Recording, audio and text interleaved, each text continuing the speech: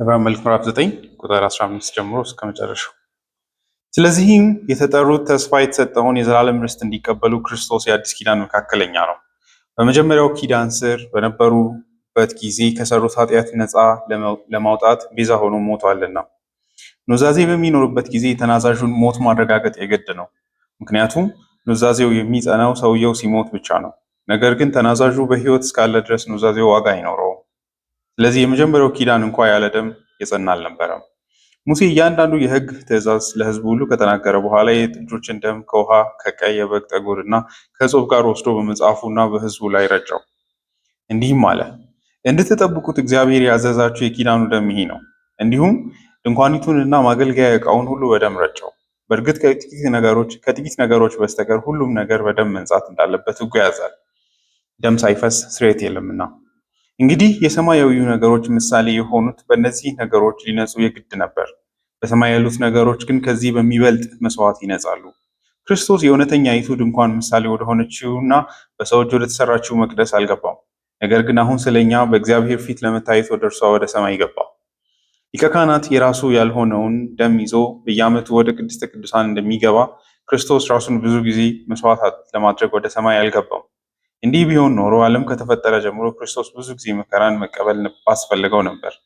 አሁን ግን በዘመናት መጨረሻ ራሱን መስዋዕት በማድረግ ኃጢአትን ለማስወገድ ለአንዴና ለመጨረሻ ጊዜ ተገልጧል። ሰው አንድ ጊዜ ሊሞት ከዚያም በኋላ በፍርድ ፊት ሊቆም ተወስኖበታል። ክርስቶስ የብዙ ሰዎችን ኃጢአት ለመሸከም እንዲሁ አንድ ጊዜ መስዋዕት ሆኗል። ሁለተኛ ጊዜም ይገለጣል። ይህም ለሚጠባበቁት ድነትን ለማምጣት እንጂ ኃጢአትን ለመሸከም አይደለም። እግዚአብሔር አባታችን እንዲያስተምረን አጭር ጸሎት እንጸልይ። መሐሪና እጅግ ደግ የሆንክ የጌታችን የኢየሱስ ክርስቶስ አባት ደግሞም በልጅ በኩል የኛም አባት ሆይ ስለዚህ ስለተወደደች ቀን እናመሰግናለን። በልጅ በክርስቶስ ኢየሱስ እኛም በማዳን ስላሳየው ታላቅ ደግነትና ምሕረት እናመሰግናለን። ከጨለማ ውስጥ የዲያብሎስ ባሪያ ከሆንበት ዲያብሎስ ገዝቶን በጨለማ ውስጥ ካስቀመጠበት በልጅ በክርስቶስ ኢየሱስ በሕይወታችን ውስጥ ድል አድርገህ ከጨለማ ውስጥ ስላወጣህን ከኃጢአትና ከሞት ስለታደከን ነፃነትን ስለሰጠህን እናመሰግናለን። ዛሬም በዚህ ሰንበት በፊት ተሰብስበን ሊመጣ ያለውን ታላቅ ማዳንህን እንድናስብ እዚህ ቦታ ስላለን እናመሰግናለን። ሕይወታችንን ሁሉ በሰላምህ ሞልተህ እዚህ እንድንገኝ ስለወደድክ እናመሰግናለን። እግዚአብሔር አባቶ አሁን ቃልህን ለመስማት በፊት አለን። እነዚህ ቃሎች ታላቅ እንደሆኑ እናውቃለን። ሰው በአእምሮና በስጋዊ ልቡ ሊረዳቸው እንደማይችል ደግሞ ሊቀበላቸው እንደማይችል እናውቃለን። ስለዚህ በቅዱሱ መንፈስህ ለልባችን እንዲገባን አድርገህ እንድታስረዳን በቅዱስ መንፈስ እንጠይቃለን። እግዚአብሔር አባት ሆይ በእነዚህ ቃሎች ምክንያት የተሰበሩ እንዲጠገኑ፣ ልባቸው ያዘነ እንዲጽናና፣ እግዚአብሔር አባት ደግሞ መንገድ የሳቱ እንዲመለሱ እንዲሆን ሁላችንን በፊትህ እናስቀምጣለን። ከቃሎች ውስጥ አንድም ሰው እግዚአብሔር አባቶ ቸርነትን ሳያይ እግዚአብሔር አባቶ ቃልህን ሳይሰማና ቸርነትን ሳይቀበል እንዳይሄድ ቸርነትን እንድታረግ ምሕረትን እንድታረግ እንለምንሃለን። ስለ ሁሉ ነገር ተመስገን። ይህን ጸሎት የምንጸልየው በልጅ በክርስቶስ ኢየሱስ በሰጠህን መብትና ጽድቅ ነው፣ በራሳችን አይደለም። በኢየሱስ ክርስቶስ ስም አሜን። ባለፈው ቁጥር 23 ላይ ደርሰን ነበር። ያዕቆብ ነው እንግዲህ የዕብራውያን መልእክት ብሉይ ኪዳን ጋር አዲስ ኪዳንን ያነጻጽራል። አሉታዊ በሆነ መንገድ ከማነጻጸር ይልቅ የአዲሱ ኪዳን እንዴት የብሉይ ኪዳንን ጉድለቶች ወደ ፐርፌክሽን እንዳመጣና ብሉይ ኪዳን እንዲሞላ የሚፈልጋቸውን ነገሮች አዲስ ኪዳን በሙላት እንዳመጣ ነው የሚያነጻጽረው። በዚህ ረገድ ንጽጽሩ ብሉይ ኪዳን የማያድን ነው፣ ብሉይ ኪዳን የማይጠቅም ነው ከሚለው ይልቅ ብሉይ ኪዳን ጠቋሚ እና ደግሞ በጠቋሚነቱ ድነትን የሰጠ ሊመጣ ያለውን ድነት ማለት ነው የሰጠ መሆኑን ያስገነዝባል።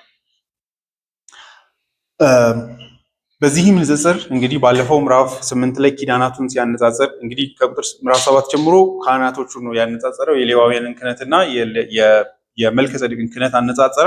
ምን እንደሚጎድለውና ምን እንደሚበልጥ አሳየን። ከዛ ግን ካህኑ መለወጡ በጣም ሲግኒፊካንት የሆነው ዋጋው የቱ ጋር ነው ብለን የጠየቅን እንደሆነ ግን ኪዳኑ በሚሰጣቸው በረከቶች ነው። በተለይ ምዕራፍ 8 ላይ እግዚአብሔር የኃጢአት ይቅርታን እግዚአብሔርን ማወቅ በሙላት የተሰጠበት ደግሞ የዘላለም ሕይወት እንደ ተስፋ የተሰጠበት ኪዳን እንደሆነ እና እነዚህን ኪዳኖች የሚያስተዳድረው ካህን ከላይ ያለው ኢየሱስ ክርስቶስ እንደሆነ ያስረዳል። በብሉይ ኪዳን በነበረው ክህነት ውስጥ ግን እነዛ ነገሮች በጠቋሚነትና ወይም ደግሞ ተስፋ በመስጠት አይነት እንጂ እውነታው አልነበረም። እንደምታዩት የኃጢአት ይቅርታ ራሱ አዲስ ኪዳን ውስጥ እንዳለ ነው የሚያሳየን እና ጥያቄው የብሉይ ኪዳን አባቶች እንዴት ዳኑ የሚለው ይመጣል።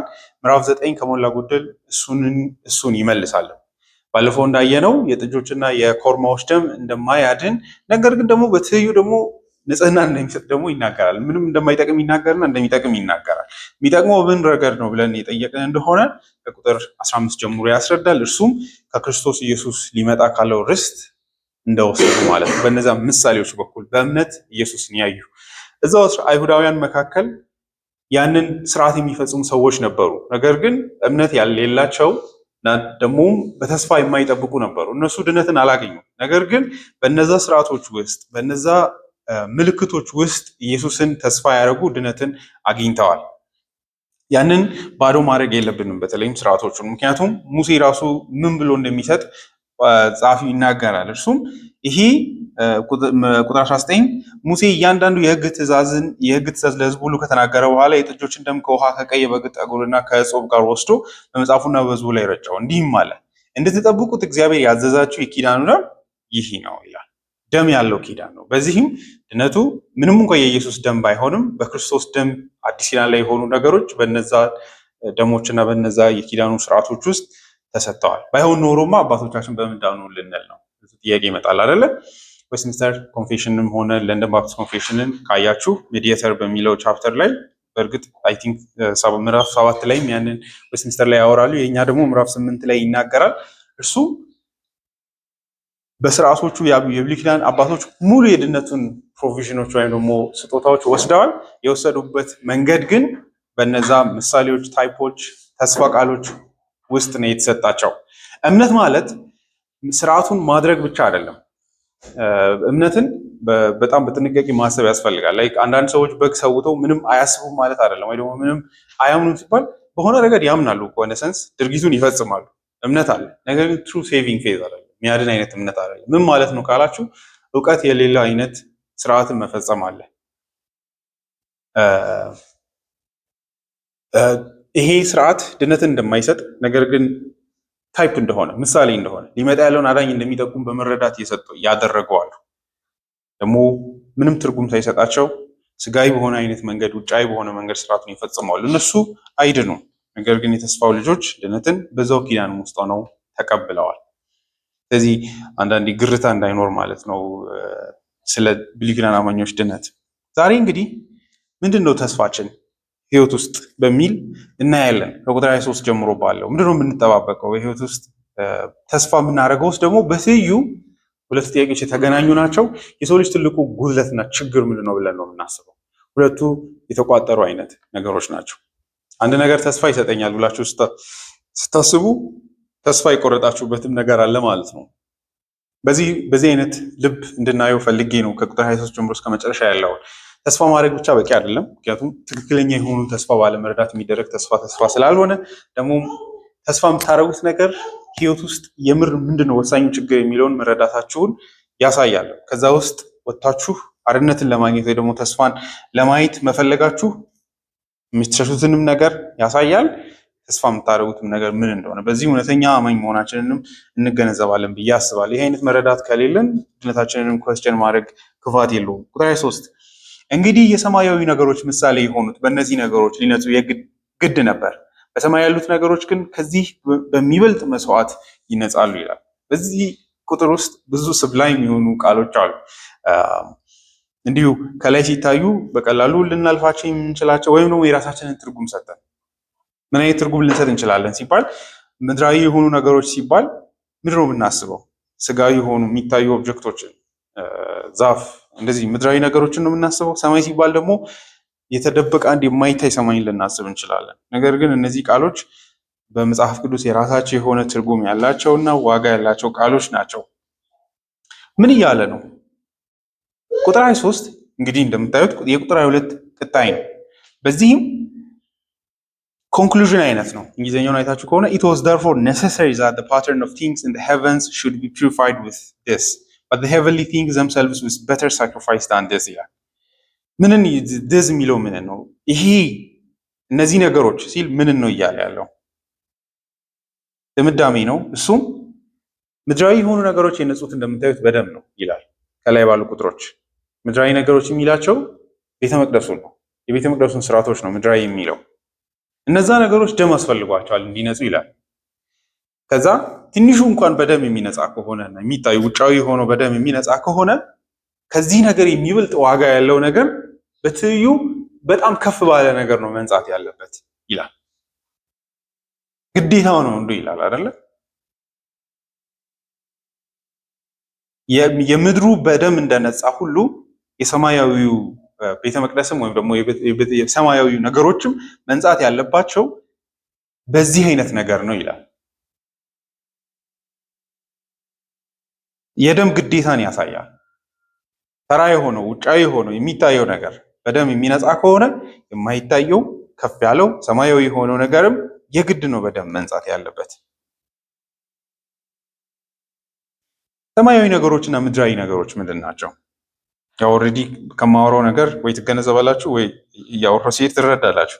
ቁጥር 4 ክርስቶስ የእውነተኛይቱ ድንኳን ምሳሌ ወደሆነችውና በሰው እጅ ወደ ተሰራችው መቅደስ አልገባም፣ ነገር ግን አሁን ስለኛ በእግዚአብሔር ፊት ለመታየት ወደ እርሷ ወደ ሰማይ ገባ ይላል። እንግዲህ ተደጋጋሚ የሆኑ ፓራል የሆኑ ቃሎች እናያለን። አንደኛው ላይ ምድራዊ ነገሮች አሉ፣ አንደኛው ላይ ሰማያዊ ነገሮች አሉ። ቁጥር 4 ላይ ስንሄድ ደግሞ እውነተኛይቱ ድንኳን አለች፣ የእውነተኛይቱ ድንኳን ምሳሌ አለች። በሰው እጅ የተሰራች መቅደስ አለች፣ በሰው እጅ ያልተሰራች ደግሞ ኢየሱስ የገባባት ሰማይ አለ፣ ሰማያዊ መቅደስ አለ። ምን ማለቱ ነው?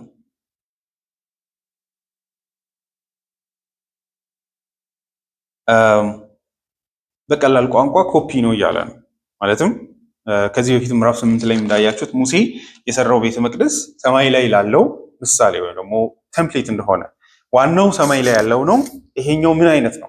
ምሳሌ አይነት ነው ወይ ደግሞ ቅጂ ነው የዚህ ምዕራፍ 8 ቁጥር 3 ወይ ቁጥር 1 ጀምሮ ላንብቡ። ከምዕራፍ 8 1 እንግዲህ የምናገረው ዋና ነገር ይሄ ነው፣ በሰማያት በግርማው ዙፋን ቀኝ የተቀመጠ እንዲህ ያለ ሊቀ ካህናት አለ። እርሱም በሰው ሳይሆን በጌታ በሰው የተተከለች አለች። እርሱም በሰው ሳይሆን በጌታ በተተከለችው እውነተኛይቱ ድንኳን በሆነችው ቤተ መቅደስ አገልጋይ ነው ይላል። እንግዲህ በሰው እጅ የተተከለች ቤተ መቅደስ አለች፣ ከዛ ደግሞ በሰው እጅ ያልተተከለች ቤተ መቅደስ አለች። ኢየሱስ የሚያገለግለው በሰው እጅ በተሰራችው ድንኳን ወይ ቤተ መቅደስ ውስጥ አይደለም። ቁጥር 3 እያንዳንዱ ሊቀ ካህናት የሚሾመው መባና መስዋዕትን ለማቅረብ ነው። ስለዚህ ይህኛውም ሊቀ ካህን የሚያቀርበው ነገር ያስፈልገዋል። ቁጥር 4 እርሱ በምድር ቢኖር ኖሮ ካህን ባልሆነ ነበር። ምክንያቱም በሕግ በታዘዘው መሰረት መባን የሚያቀርቡ ሰዎች አሉ በምድር ላይ። ምድር ላይ የሆነ አገልግሎት ይደረጋል። እዛ ውስጥ የሚያገለግሉ ካህናት አሉ። ከዛ በትይዩ ደግሞ ምን አለ? ቁጥር 5 እነርሱም ያገለገሉት ኢየሱስ ደግሞ የገባው ወደዚህ ሳይሆን ወደ ሰማያዊ ነው፣ በሰው እጅ ወዳልተሰራችው ነው። ቁጥር 5 እነርሱም ያገለገሉት በሰማይ ላለችው መቅደስ ምሳሌና ጥላ በሆነችው ውስጥ ነው። ሙሴ ድንኳኒቱን ለመስራት በተነሳ ጊዜ በተራራው ላይ በተገለጠለ ምሳሌ መሰረት ሁሉን ነገር እንድታደርግ ተጠንቀቅ የሚል ትእዛዝ የተሰጠው በዚህ ምክንያት ነው ይላል። ስለዚህ ምድራዊ ቤተ መቅደስ አለ፣ በሙሴ እጅ የተሰራች አይደለ? ሰዎች ናቸው የሰሩት። ድንኳኑን የተከሉት፣ እንደምታዩት የዘረጉት ኤቭሪቲንግ እዛው ዘጸአት ምዕራፍ መጨረሻዎቹ ላይ ልታዩ ትችላላችሁ። ቤተ መቅደስ ውስጥ ያሉ እቃዎችን በሙሉ የሰሩ ሰዎች አሉ።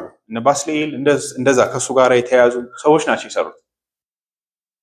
ይሄኛው በሰው እጅ ነው የተሰራው፣ በሙሴ ስር ነው የተሰራው። ከዛ ካህናቱም ደግሞ አሉ ሌዋውያን፣ እዛው ምድር ላይ ወደ ነበረው ቤተ መቅደስ ይገባል። በዛው ትይዩ የዚህ ነገር እውነተኛ የሆነ ሰማያዊ ቤተ መቅደስና ቦታ አለ። ኢየሱስ ወደዛኛው ነው የገባው ይላል። አደጋው የቱ ጋር ነው ታዲያ ሲባል ብዙዎቻችን አእምሯችን ውስጥ የሚመጣው እኔም ልጅ ሆኜ ግራ የሚገባኝ ይሄ ነው።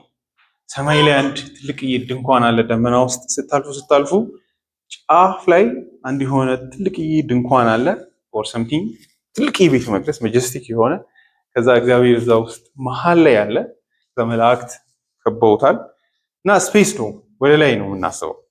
ኢየሱስም ከሙታን ተነስቶ ወደ ሰማይ ሲወጣ አእምሯችን የሚያስበው ወደማይታየው ሰማይ እንደገባና የሆነ አንድ ቤተ መቅደስ ውስጥ እንዳለ ነው። ነገር ግን በዚህ አይነት መንገድ ማሰብ ትክክል አይደለም። መጽሐፍ ቅዱስ ንጽጽራዊ በሆነ መንገድ ነው ይህንን የሚያወራው። ከዚህ በፊትም እንዳወራ ነው እንደምታዩት በአባታችን ጸሎት ላይ በሰማይ የምትኖር የሚል ጸሎት አለ። በሰማይ የምትኖር ስንል በምድር ላይ የለህም ማለታችን አይደለም። ለምድሩ በሰማይ የምንለው ስትሉ ሰማይ በንጽጽር ከምድር እጅግ የራቀና ግርማዊ ነው። ምድር ስናስብ ከኛ ጋር እኩያ እናደርጋለን አይደል? ምድር ላይ የሚንቀሳቀሱ የሚኖሩ ሰዎች ሁሉ እኩያዎቻችን ናቸው። ላይ እዚህ ምድር ላይ ነው የሚኖሩት። ሰማይ ግን ምን ያሳያል? ከኛ መላቅን ከፍ ማለትን ያሳያል። እግዚአብሔር በሁሉ ስፍራ ነው ያለው። ታዲያ ምን ማለታችን ነው? ካልቪን ያንን ሲያስረዳ ምን ይላል? ስለ አባታችን ጸሎት ሲያወራ የእግዚአብሔርን ማንነታዊ የሆነ ቅድስና ኤክሰለንስ ክብርን ለማሳየት ነው ይላል። የቦታ ርቀትን ሳይሆን የማንነት ታላቅነትን ያሳያል። ልክ ሰማይን ባሰብን ቁጥር ሁሉ የሰማይ ርቀት ከፍ ያለውን ያህል እግዚአብሔርን በሰማይ የምትኖር ስንል አእምሯችን ከራሳችን ይለየውና እዚህ ምድር ላይ ካለው ርኩሰትና ክፋት ሁሉ ይለየውና እግዚአብሔርን ከፍ ባለ መንገድ ያስበዋል ይላል። እኛም እያልን ያለነው ክርስቶስ ኢየሱስ እንደማይታይና ከዚህ ከሙታን ተነስቶ እንደሄደ እንደተሰወረ እናውቃለን። ምን ማለታችን ነው ብለን የጠየቅን እንደሆነ የሰው ልጅ ኖሮት የማያውቀው አይነትን ክብርና የህይወት ልዕልናን አግኝቷል እያልን ነው። ከሁሉ በላይ ደግሞ ጸሐፊው በጣም ስትራይክ በሚያደርገው ነገር ምን ይላል? ቁጥር 4 ላይ ሄዶ በእግዚአብሔር ፊት ይለዋል። ቅድስተ ቅዱሳንን ሲያሳይ ምን ማለታችን ነው ብትሉ ልክ ምድራዊ ቤተ መቅደስ ቅድስተ ቅዱሳን እንደነበረው ሁሉ የሰው ልጅም ከእግዚአብሔር ባለው ትስስር ክርስቶስ ኢየሱስ እኛን አሁን ወደ ቅድስተ ቅዱሳን አይነት ህይወት አስገባን እያልን ነው። ለምንድነው እንደዚህ ማውራቱን በአግባቡ መረዳት የሚያስፈልገው ብትሉ እንደምታውቁት በቦታ ረገድ አሁንም እዚህ ምድር ላይ ነው ያለ ነው አይደለ? እዚሁ ስፔስ ውስጥ ነው ያለ ነው። ግን ጳውሎስ ምን ይላል? ኤፌሶን ምዕራፍ 2 ላይ ቁጥር 6 ላይ እግዚአብሔር እኛን ከሙታን አስነሳን። አሁን የት ነው ያለ ነው ይላል? በጌታችን በኢየሱስ ክርስቶስ በእግዚአብሔር ዘንድ በአብ ዘንድ ቀኙ ላይ ምን ሆነን ያለ ነው? ተቀምጠናል ነው የሚለው። ስለምንድን ነው እያወራ ያለው? ስለ ቦታ ነው። ቦታ ላይ ከሆነ ወይዘሪ ላይ ግዞር ነው በክርስቶስ የሆነ ሁሉ ከዚህ ምድር ወጥቶ በሰማያዊ ስፍራ በእግዚአብሔር ቀኝ ተቀምጧል። አንደኛው የምናወራበት መንገድ የኛ ራስ የሆነው ክርስቶስ ቀድሞ ወደ ታላቅ ክብር ገብቷል እያለ ነው። ወደ ዙፋን ወጥቷል እያለ ነው። ማንም ሊደርሰው ወደማይችል ክብር ሄዷል እያለ ነው። በዚህም በተስፋ አንድ ቀን ስለምንገባ የኛ መግባት አድርገን እንቆጥረዋለን። እኔም በእግዚአብሔር ቀኝ አለው እላለሁ እርሱ ስላለ ማለት ነው። ምዕራፍ 6 ላይ ዕብራውያን ጸሐፊ የህይወታችንን ተስፋ ሲያወራ እንደዛ አይደለም የሚለው? ምዕራፍ 6 ቁጥር 19 እኛም የነፍስ መልህቅ የሆነ ጽኑ አስተማማኝ ተስፋ አለ። ምንድነው ተስፋችን? ይህም ተስፋ ከመጋረጃው በስተጀርባ ወዳለው ውስጠኛው መቅደስ ይገባል። ይህም ስፍራ ኢየሱስ ስለኛ ቀድሞ የገባበት ነው። እርሱም እንደ መልከ ጸዴቅ ሹመት ለዘላለም ሊቀ ካህናት ሆኗል ይላል። በዛ ማደሪያ ተስፋችን ይሄ ነው። ለምን? እኛም እርሱን ተከትለን እንደምንገባ እናውቃለንና ይላል። ስለዚህ አንደኛው ክርስቶስ ቀድሞ ገብቷል። የኛ ራስ የሆነው የቤተክርስቲያን አካል የሆነው ኢየሱስ ከዚህ የተነሳ የኛ መግባት አድርገን እንቆጥረዋለን። ነገ እኛም በታላቅ ክብር እንደምንገባ ስለምናውቅ በትይዩ ነገር ግን ከህይወት አይነት ከእግዚአብሔር ጋር ከመተሳሰር አንጻር ደግሞ ካየን አሁኑኑ ገብተናልና ዕብራውያን መልእክት ምዕራፍ 4 መጨረሻ ላይ የሚለው እሱን አይደለ? ሩቅ የሚገባበት ብቻ አድርጎ አያወራም። በተወሰነ ረገድ አማኞች ከእግዚአብሔር ጋር አሁን ያላቸው መንፈሳዊ ህይወት ከእግዚአብሔር ጋር ቅድስተ ቅዱሳን ውስጥ የመግባት ህይወት ነው። ምዕራፍ 4 ቁጥር 14 እንግዲህ ወደ ሰማያት ያረገ ታላቅ ሊቀ ካህናት የእግዚአብሔር ልጅ ኢየሱስ ስላለን እምነታችንን አጥብቀን እንያዝ። በድካማችን የማይራራልን ሊቀ ካህናት የለንምና፣ ነገር ግን እንደኛ በማንኛውም ነገር የተፈተነ ሊቀ ካህናት አለን። ይሁን እንጂ ምንም ኃጢአት አልሰራም። እንግዲህ ምሕረትን እንድንቀበልና በሚያስፈልገን ጊዜ የሚረዳንን ጸጋ እንድናገኝ ወደ ጸጋው ዙፋን በእምነት እንቅረብ ይላል። እዚሁ አለ ይላል አይደለ? ወደፊት እንገባለን ወደ እግዚአብሔር ዙፋን አይደለም። ወደ እግዚአብሔር ዙፋን በእምነት እንግባ። አሁን ራሱ ክፍት ነው ይላል። በተለይም ምዕራፍ 10 መጨረሻ ላይ ለነገሩ ስለሚያወራው እግዚአብሔር ቢረዳን ወደዛ ስንደርስ በደንብ እናወራለን። ምዕራፍ 10 ቁጥር 19 ላይ እንደዚህ ይላል፣ እንግዲህ ወንድሞች ሆይ በኢየሱስ ደም ወደ ቅድስተ ቅዱሳን ለመግባት ድፍረት አግኝተናል ይላል። አይታችኋል? ቅድስተ ቅዱሳን ወደፊት ምንገባው ነው አይልም። በሆነ ረገድ ምን ይላል? አሁን የመግባት ድፍረት አግኝተናል። ከዛስ ኢሚዲየትሊ የሚለውን ተመልከቱ። አሁን ባለው ህይወት ውስጥ ያለውን ፋይዳ ሲያወራ ይኸውም በመጋረጃው ማለት በስጋው በኩል በከፈተልን አዲስ ሕያው መንገድ ነው። ምን እናድርግ? ስለዚህ በእግዚአብሔር ቤት ላይ የተሾመ ታላቅ ሊቀ ካህናት ስላለን ከክፉ ሕሊና ለመንጻት ልባችንን ተረጭተን ሰውነታችንን በንጹህ ውሃ ታጥበን በእውነተኛ ልብና በሙሉ እምነት ወደ እግዚአብሔር እንቅረብ ይላል። ዞሮ ዞሮ ግን ምን ያደርጋል? ቅድስተ ቅዱሳን ወደ እግዚአብሔር መግባትና መቅረብ እንችላለን ይላል። አዳንዶ ወደሬ ቅድስተ ቅዱሳን እግዚአብሔር ያለበት ነው። በክርስቶስ ኢየሱስ ምንድን ነው የምታስቡት? ቀኝ ሲባል ታላቅ የህይወት ትስስር ሲባል እግዚአብሔርን ማግኘት፣ እግዚአብሔር ማየት መቻል፣ እግዚአብሔር ፊቱን ማየት መቻል፣ እግዚአብሔር አጠገብ መጠጋት መቻል። ያ ደግሞ የስፍራ ልዩነት አይደለም፣ አሁንም የከለከለ አይደለም። እግዚአብሔር ከቦታ የራቀ ስለሆነ አይደለም፣ እጅግ ቅርብ ነው ይላል ፊልጵስዩስ ላይ እንደሚያወራው ጌታ ቅርብ ነው።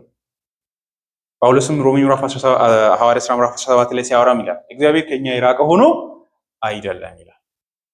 ችግሩ ምንድነው ብትሉ ኃጢአት ነው። እንደ ግርዶሽ የሰው ልጅ እግዚአብሔርን ማየት እንዳይችልም፣ እግዚአብሔርን ማውራት እንዳይችልም፣ እግዚአብሔርን ማምለክ እንዳይችል ያደረገው በክርስቶስ ኢየሱስ በስጋው መጋረጃ በኩል ግን ወደዚያ ምን እናደርጋለን? በእምነት በደሙ በኩል በተሰራው ስራ መግባት እንችላለን። እንደምታውቁት ዘፍጥረት መጽሐፍ ላይ እንደምትመለከቱት አዳም በሪፎርምድ ቴዎሎጂም እንደሚታወቀው ሁለት ኪዳናት አሉ፣ የሥራ ኪዳንና የጸጋ ኪዳን የሚባል። አዳም የሥራ ኪዳን ተሰጥቶት ነበር። በዚህም አንዳንዶች የህይወት ኪዳን ነው ሞር ኦር ለስ ዌስትሚንስተርም የኛም ካቴኪዝም ካያችሁ ኮቨነንት ኦፍ ላይፍ በማለትም ይጠራዋል። ለምን ብትሉ አዳም የዘላለም ህይወትን አግኝቶ አይደለም የተፈጠረው፣ የዘላለም ህይወት ተስፋ ተሰጥቶት ነው የተፈጠረው። በዚህም ኪዳኑን በአግባቡ በመጠበቅ ልጆቹን ከሱ በኋላ የሚመጡትን ሁሉ አንድ ላይ ይዞ ወደዛ ፕሮሚስድ ወደ ሆነው ላንድ እንዲገባ ወይም ደግሞ ወደዛ ህይወት እንዲገባ ነበር ተስፋ የተሰጠው። ገነት ራሱ እንደምታዩት በሆነ ረገድ ልክ እንደ ቤተ መቅደሱ ምሳሌ ነው። ልክ እንደ ድንኳኒቱ ሙሴ እንደሰራው አይነት ድንኳን ምሳሌ ሆኖ ታያላችሁ። መሀል ላይ ሴንተሩ ላይ የህይወት ዛፍ አለ፣ ህይወትን የሚወክል ሞር ኦር ለስ ዊዝ ጋድ ሂምሰልፍ አይደለ? መሀል ላይ ያለው በኤደን ገነት ላይ። ከዛ ሲባረር ራሱ ማን ነው የቆመው? የክብር ኪሩቤሎች ናቸው ደጁን ዘግተው እንዳይጠጋ አዳምን የከለከሉት። እግዚአብሔር ጋር ኮሚኒየን የሚያደርግበት ስፍራ ነበር። አዳም ሙሉ ፍጥረትንም ራሱንም ጭምር ወደዛ ክብር እንዲያደርስ ነበር። በዛ አይነት ምሳሌ ውስጥ ማለት ነው። ምሳሌውን ታይቶ ነበረ፣ ምሳሌውን ተመልክቶ ነበር፣ ሳይደርስ ነው የቀረው። በኋላ በጌታችን በኢየሱስ ክርስቶስ ሐዋርያ ዮሐንስ ራእይ ላይ እንደምትመለከቱት ወደ ህይወት ዛፍ እንገባለን፣ እንበላለን። ከሞላ ጎደል እግዚአብሔርን ፊት ለፊት እናየዋለን። እግዚአብሔር ከኛ ጋር አብሮ ይኖራል።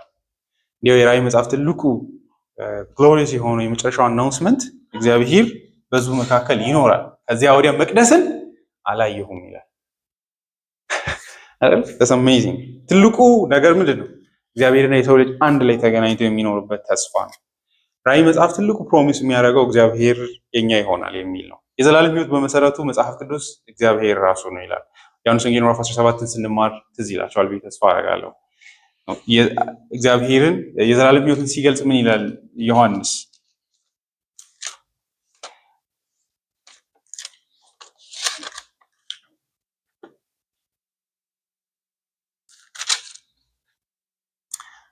ምዕራፍ 17 ቁጥር 1 ኢየሱስ ይህን ከተናገረ በኋላ ወደ ሰማይ ቀና ብሎ እንዲህ ሲል ጸለየ።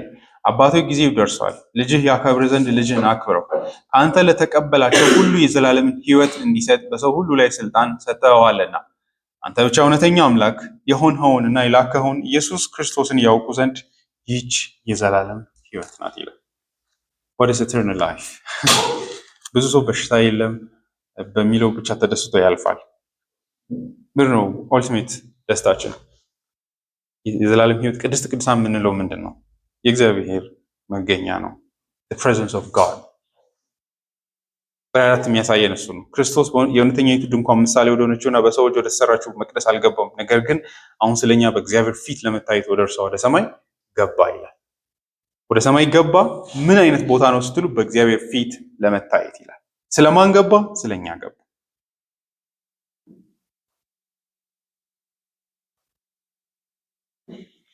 ይሄ በጣም አስደናቂ በሆነ መንገድ የህይወታችንን ትልቁ ችግር የቱ ጋር እንዳለም ያሳየናል። ኢየሱስ በሰይጣን ፊት ሊታይ አይደለም የገባው። የማዳኑን ስራ ከክርስቶስ ቪክተር ወይም ደግሞ ክርስቶስ ጠላትንና የጨለማን መንግስት አሸነፈ በሚለው ማለፍ ሞኝነት የሚሆነው ለዛ ከዛ ያልፋል። ትልቁ የወንጌሉ ብስራትና ደግሞ ክርስቶስ የፈታልን ትልቁ ችግር ከእግዚአብሔር ጋር ያለንን ነው። ለእኛ አዳኝ የሚያስፈልገን በእግዚአብሔር ፊት ዝንዳር ሳምይዚ አይታችኋል።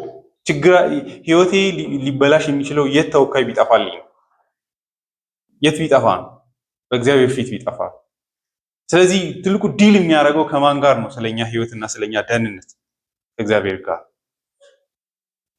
ካርሰን እንዳለው ቲል ይህንን እስካልተረዳን ድረስ ክርስቶስ የሰራው ምን እንደሆነ ገብቶናል ማለት አይቻልም። እንደምታውቁት መስዋዕቱ ከተሰዋ በኋላ የመስዋዕቱ ደም ሄዶ የሚፈሰው በማን ፊት ነው? ቤተ መቅደሱ ሆሊ ኦፍ ሆሊ ውስጥ አምጥተው በእግዚአብሔር ፊት ምን ያደርጋሉ? ደሙ ያፈሳሉ። ክርስቶስም የሚታየው የት ነው? በእግዚአብሔር ቅድስተ ቅዱሳን በእርሱ በራሱ በእግዚአብሔር ፊት ነው። መከራውንና ስቃዩን ያለፈበትን ህይወት ሁሉ የሚያሳየው እግዚአብሔር ለራሱ ነው። ክርስቶስ ስለኛ በእግዚአብሔር ፊት ይታይልናል። እኛን ወክሎ በእግዚአብሔር ፊት ይታይልናል። ይህን መረዳት እጅግ መልካም ነው። እኛ አንድ የሆነ አብስትራክት ጽድቅ አይደለም ያለን። ጆን ቡኒያን እንዳለው ሰው ነው ያለን። የኔ ጽድቅ አካል ፐርሰን ነው፣ የእግዚአብሔር ልጅ ነው። ያንን መረዳት እጅግ መልካም ነው። ድነቴ ያለው በእግዚአብሔር ልጅ ላይ ነው፣ በእርሱ በእግዚአብሔር ፊት መታየት ነው። እዚህ ጋር ክርስቶስ ወደ ሰማይ የገባበትን አገባብ በአግባቡ መረዳት ያስፈልጋል። በመጀመሪያው መግባቱ በአባቱ እቅፍ እንደነበረና በእግዚአብሔር ዘንድ እንደነበረ መጽሐፍ ቅዱስ ይነግረናል። በኋለኛው መመለስ እጅግ የከበረ የሆነው ለምንድን ነው ብላችሁ ብትጠይቁ ኢየሱስ እንደ አምላክ ወደ እግዚአብሔር ቤት የገባበት ብቻ ሳይሆን እንደ ሰው ልጅ በእግዚአብሔር ፊት ወደዚህ ህይወት የገባበት። አዳም ወደዚህ መግባት ነበረበት። ማይንድ አዳም ህዝቡን ልጆቹን ይዞ ወደዚህ ክብር ነበር መግባት የነበረበት። እሱ ፌል አደረገ። ኢየሱስ ያንን ቦታ ወስዶ ራሱ የጽድቅ ህይወትን በመኖርና የተሰራውን በደል ሁሉ በመሸከም እና ያንን የኃጢአት ዕዳ በማስወገድ ለመጀመሪያ ጊዜ ወደ እግዚአብሔር ቤተ መቅደስ የገባ የመጀመሪያው ከሙታን ሁሉ በኩር ነው። ወደዚህ የዘላለም ህይወት በመግባት ወደዚህ የክብር ህይወት በመግባት ህዝቡም አንድ ቀን ወደዚህ ይገባሉ። በእርሱ የሆኑ ሁሉ ተስፋቸው ከእግዚአብሔር ጋር አንድ ቀን በዚህ ሰማያዊ በሆነው ቤተ መቅደስ መኖራቸው ነው። ምንም አሁን እንኳን ራሱ ባለንበት ህይወት ያ ህይወት በስሱ አለን አይደለ? ኤፌሶን ምዕራፍ 1 ላይ ጳውሎስ እንደዛ ይላል።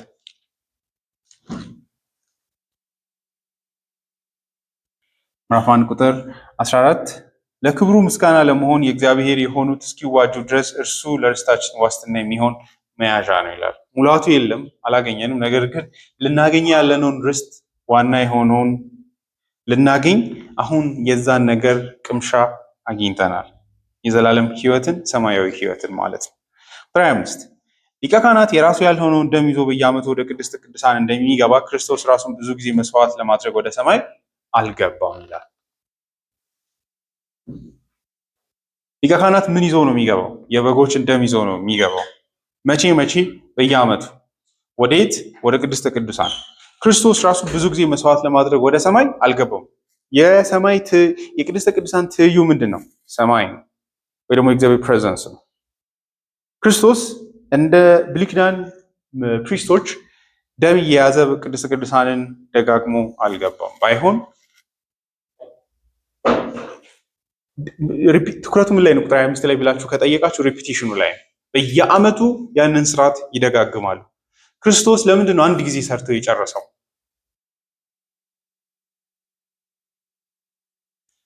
ክርስቶስ ሰማይን ደጋግሞ አልገባም፣ አንድ ጊዜ ብቻ ነው የገባው ይላል። እንደዛ ካልሆነማ እርሱ ራሱ ደጋግሞ መግባት ያስፈልገው ነበር። ይሄ እንግዲህ ቁጥር 25 የቁጥር 24 ድምዳሜ አይነት ነው። ምክንያቱም ቁጥር 24 ላይ አንድ ስቴትመንት ሜክ አደረገ። ኢየሱስ ወደ ሰማይ አንድ ጊዜ ገባ ብሎ ጨረሰው። እንዴ አንድ ጊዜ ካልገባስ ምንድነው ሊሆን ያለው? እንደ ብሉይ ኪዳን ፕሪስቶች ሊሆን ነው፣ ካህናት ሊሆን ነው። በየዓመቱ ደጋግሞ ሊገባ። እኛ ግን አንድ ጊዜ ገባ እንላለን። ለምንድነው ግን እንደዛ የምንለው? ምን ለማሳየት ነው እየፈለገ ያለው? ቁጥር 26 እንዲህ ቢሆን ኖሮ እንደ ብሉይ ኪዳን ፕሪስቶች ደጋግሞ ወደ እግዚአብሔር ቤተ መቅደስ እየገባ እየወጣ ቢሆን ኖሮ ዓለም ከተፈጠረ ጀምሮ ክርስቶስ ብዙ ጊዜ መከራን መቀበል ባስፈለገው ነበር። አሁን ግን በዘመናት መጨረሻ ራሱ መስዋዕት በማድረግ ኃጢአትን ለማስወገድ ለአንዴና ለመጨረሻ ጊዜ ተገልጧል ይላል። እንደ ብሉይ ኪዳን ፕሪስቶች ደጋግሞ ቢገባ ምንድነው የሚከሰተው ብላችሁ ከጠየቃችሁ እያልን ያለነው ምንድነው? የመጀመሪያው ማዳኑ ፐርፌክት ስላልሆነ ወይም ሙላት ያለው ማዳን ስላልሆነ ደጋግሞ ያንኑ ስራ መፈጸም አለበት። ያ ማለት ምን ይሆናል ካላችሁ ዓለም ከተፈጠረ ጀምሮ ከመጀመሩ ምክንያቱም ከዓለም ፍጥረት ጀምሮ ወንጌልን መስማትና መዳን ያለባቸው ሰዎች አሉ። ምን ይሆናል ማለት በየጊዜው እየተገለጠ ይሞታል፣ ይነሳል፣ ወደ ሰማይ ይገባል፣ ተመልሶ ይወጣል፣ ይሞታል፣ እንደገና ኃጢአትን የተወሰኑ ሰዎችን ኃጢአት አይደለ ከዛ አሁንም ተመልሶ ይገባል። ስለዚህ ኢየሱስ ምን ያህል መከራ ባስፈለገው ጊዜ ነበር? ከዓለም ፍጥረት ጀምሮ ብዙ ጊዜ መደጋገም ነበረበት። ይመጣል፣ ይሞታል፣ ይሄዳል፣ ይመጣል፣ ይሞታል። ሳይክል መሆን ነበረበት የሚድኑ ሁሉ እስከሚድኑ ድረስ። ኢየሱስ ባይሆን ግን ምንድን ያደረገው ይላል? ጠበቀና በዘመናት መጨረሻ አሁን ግን በዘመናት መጨረሻ ራሱን መስዋዕት በማድረግ ኃጢአትን ለማስወገድ ለአንዴና ለመጨረሻ ጊዜ ተገልጧል ይላል። ስለዚህ ሪፒቲሽን ነው የሚያወራው። አንድ ጊዜ ተገለጠ፣ ለመጨረሻ ጊዜ ነው ያመገለጠው ይላል። የብሉይ ኪዳን የበጎቹ መስዋዕት የሚደጋገምበት ምክንያት ለምንድን ነው? ምዕራፍ 10 ላይ ያንን ያነሳል፣ ሊያወራ ነው ያለው። ለምን እንደሆነ ምክንያቱም ኤክስፕሌን ወደ ማድረግ ይሄዳል። ግን አንድ ነገር ግልጽ ነው። ምንድን ነው ብትሉ ኃጢአትን ሙሉ በሙሉ ስለማያስወግድ። ኃጢአትን ማስወገድ ብቻ አይደለም አይነካም እንጂ which is different አይደለ? ኃጢአት ትንሽ ነካክቶ ኃጢአትን ለመውሰድ የበጎቹ ደም ትንሽ ወስዶ ያስቀራል አይነት ብቻ አይደለም። ምንም በሆነ ረገድ ምንም አይጠቅም ነው። ምሳሌ ብቻ ነው። ማየት ያስፈልጋል። ምሳሌውም ኢየሱስ ሊመጣልና ሊሰራ ያለውን ነገር ማመላከቱ ብቻ ነው። ከዛ ውጪ በጎቹ እና የነሱ የኮርማዎች ደም በውስጡ ምንም ኃጢአትን የሚያስተሰሪ አቅም የለውም።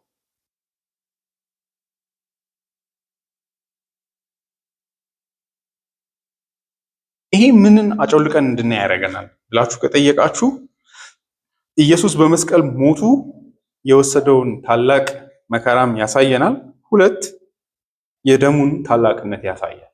አንድ ጊዜ ነው ዋይፕ ያደረገው። በአንድ ጊዜ መገለጡ ነው። በአንድ ጊዜ እንዲሁ እናሳንሰው ካለ በ3 ሰዓት በሆነችው ሬንጅ ኦፍ መከራ የኃጢአተኞችን ዘላለማዊ የእግዚአብሔር ፍርድ በመውሰድ ነው ያስወገደው። ኢትስ ናት ኢቭን ለ3 ዓመት መከራን ተቀብለው አይደለም።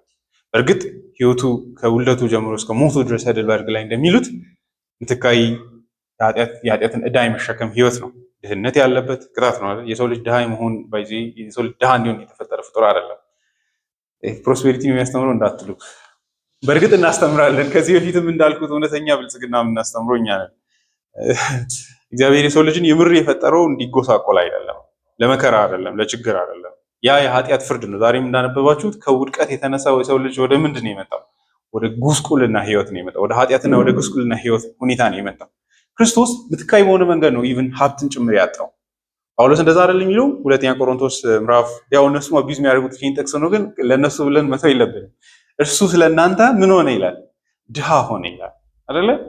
እኛ ባለጠጎች እንሆን ዘንድ መንፈሳዊም በሉ ሁሉንም አይነት የህይወትን በረከትን እንድናገኝ እርሱ ስለኛ ድሃ ሆነ ይላል። ውሃ እስከ ማጣት፣ ልብስ እስከ ማጣት፣ ቤት እስከ ማጣት ድረስ ነው። የእግዚአብሔር ልጅ እንደዚህ ድሃ የሚሆንበት ምንም ምክንያት የለውም። እንደምታዩት ኢቭን አዳም ሲፈጠር በብዙ ክብር ነው የተፈጠረው። with honor እና with glory ነው የተፈጠረው። እንደውም መዝሙር መጽሐፍ ላይ እንደምታዩት ፍጥረትና ሁሉ ላይ ገዢ ሆኖ ነው የተፈጠረው። እግዚአብሔር በቅጣት ግን ምን ወሰደበት? ምግብን ወሰደበት። የሴቶች ህይወት ይኸው በመከራ የተሞላ ነው። በልጅ በመውለድ ህይወት ውስጥ የሰው ልጅ መከራ አሁን የተላበሰ ሆኗል ከእግዚአብሔር ፍርድ የተነሳ። ስለዚህ የክርስቶስ ህይወት ከውልደቱ እስከ ሞቱ ድረስ መከራ ያለበት ቢሆንም እንኳ ትልቁ ምትካይ የሆነው ኤክስቼንጁ የኃጢአተኞችን ቦታ የወሰደው ግን በዛው የመስቀሉ። አንዳንድ ሰዎች ኢቭን ጌተሰማኒ ይላሉ። ጌተሰማኒ ራሱ ሞመንቱ አይደለም አይደለ? እስከዛ ሞመንት ድረስ አልጨለጠውም፣ አልወሰደውም ጽዋውን አይደለ? ካልቪን እዛ ላይ ምዕራፍ 5 ኤቭሪ ኮሜንትሪ ላይ እሱ ላይ ትኩረት ያደርጋል።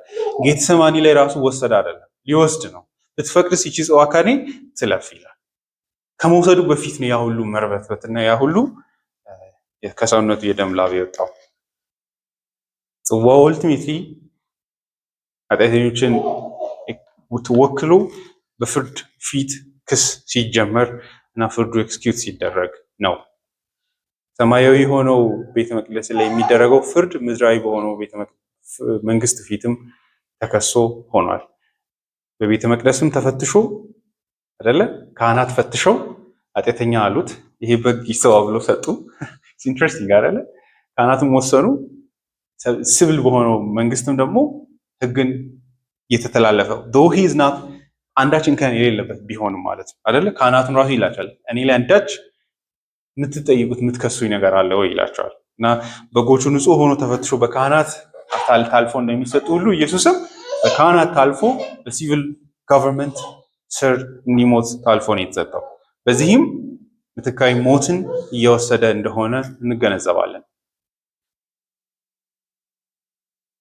ስለዚህ ህይወቱ እንኳን ምንም መከራ ቢሆንም ለኃጢአተኞች ድሃ ሆኖና ስቃይ ያልተለየው ማን ኦፍ ሶሮ ሆኖ ቢኖርም የህማም ሰው ሆኖ ህይወቱን በሙሉ አይደለ ከደረቅ ስር የወጣ ቢሆንም ከውልደቱ ጀምሮ በድህነት የተወለደ ድሃ በሆነ ቤተሰብ የተወለደ እስከ መጨረሻው ድረስ በስቃይ ህይወት ያለፈ ቢሆንም ኦልቲሜት ግን የኃጢአተኞችን ኃጢአት የወሰደው ለዛች 3 ሰዓት በተፈረደበት ፍርድ ውስጥ ነው።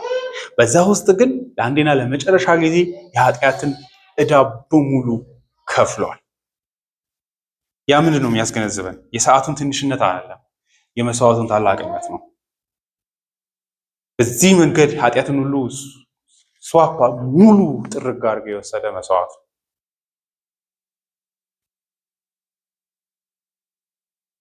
ከዓለም ፍጥረት አይደለ ከዓለም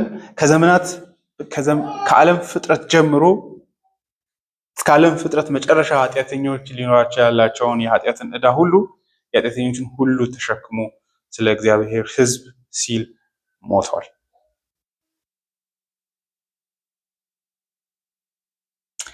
እንግዲህ በዘመናት መጨረሻ ሲባል ዘመን ያለቀው ኢየሱስ በተገለጠ ጊዜ ነው ካልን ትክክል አይደለም።